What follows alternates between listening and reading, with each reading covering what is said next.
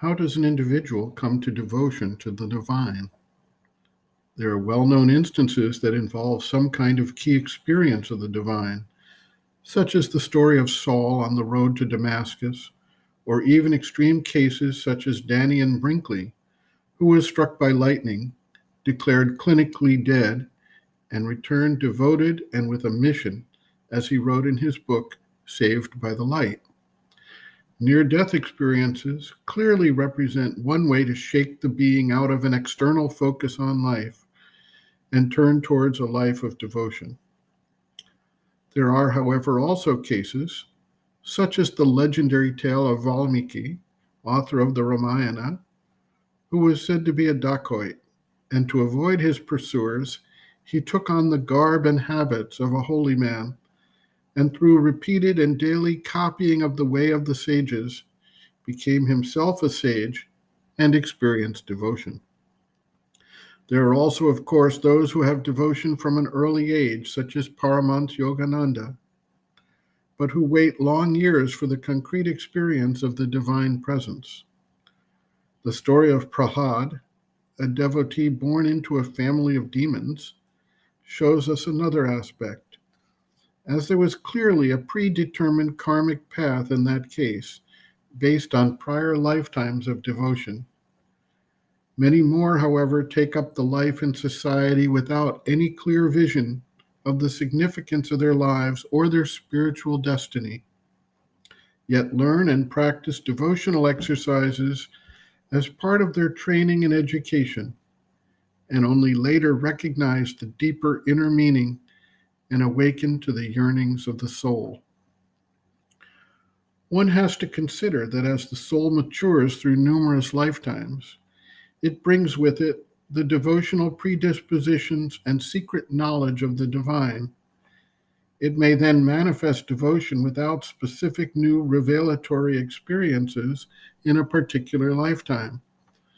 Or it may need some shock or wake-up call in order to remove the superficial obstacles that hide the truth as the life progresses.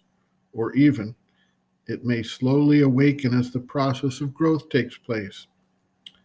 Sometimes setbacks in life, or grief, or a deep inner lack of meaning in one's outer life can redirect the focus and devotion arises based on an indistinct sense of a deeper significance rather than a life-changing experience.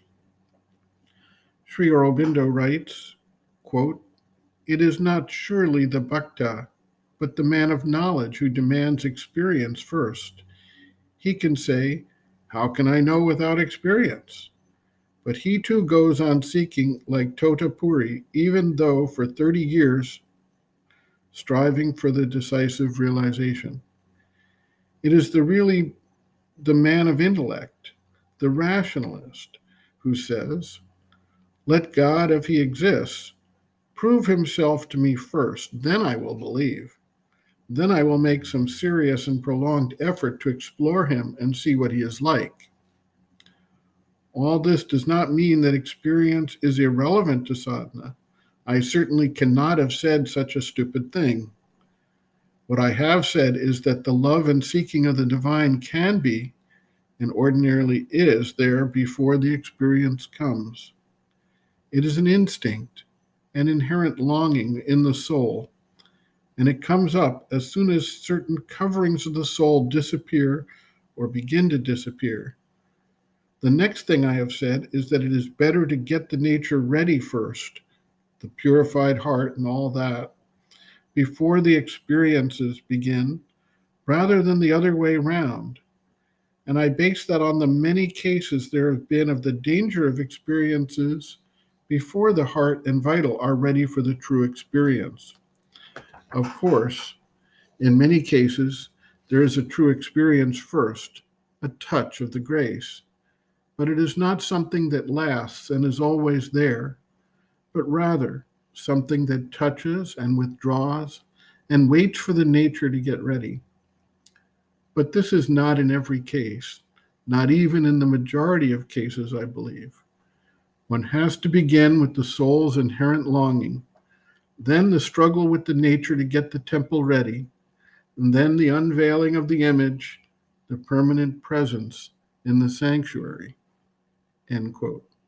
Reference, Sri Aurobindo, Integral Yoga, Sri Aurobindo's Teaching and Method of Practice, Chapter 6, Sadhana Through Love and Devotion, Divine Love, Bhakti, pages 158 to 162.